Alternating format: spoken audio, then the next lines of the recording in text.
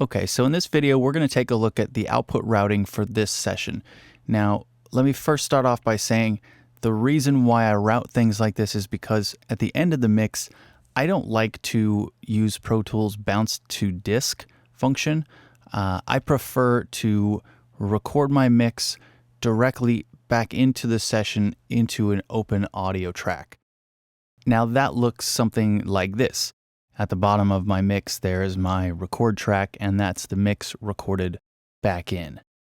Now this allows a lot of flexibility during the final stages of the mix, which is basically the bounce.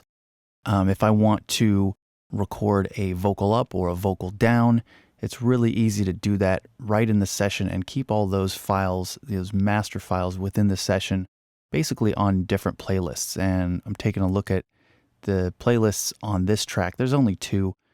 But if you're not familiar with playlists in Pro Tools, definitely check them out. It's kind of like a card file. You've got, an audio file living behind another audio file. So really, really cool. Okay, flipping back to the mix window, you see this master track that I have here. This is actually an auxiliary fader or auxiliary channel, and I've set the input to a stereo bus and named it master. Now I've taken the output of that master bus and sent that to my output 1 and 2. Now on that track, I've made a stereo send and just to a bus and named that bus record. That's going to send my signal to the record audio track that I've set up over here. And that's just a stereo audio track that I've named record and set its input to that same bus we just created from the last track. Now, the output of that record track is also going to the main out. Now, you could route the output of the master fader you just created to that record track, but I've found you get another extra layer of delay, and the delay compensation has to kick in.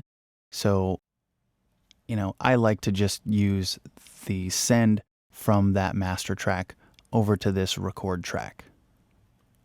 Now you want to make sure that all of the tracks in your session are going to that master bus, whether it be, your group tracks going there or the individual tracks that aren't going to groups.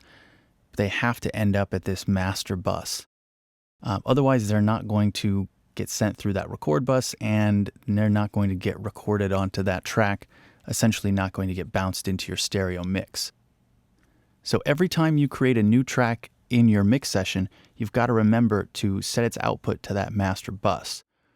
Or you can have Pro Tools do that for you automatically each time you create a new track. So go to Setup, I/O, and it's under the Output tab. Down here where it says Default Output Bus, I've already got mine set to master, but you get two options, mono or stereo. So for mono tracks, you go down to bus and see up there master is checked. I've already set mine up for the mono tracks. So there it is. And you can set that up for stereo tracks as well. You want to make sure you set it up for both. So just click on that and hit OK. Boom. Now each time you create a new track in your session, we'll do that now. Check it out. It sets that output to the master bus.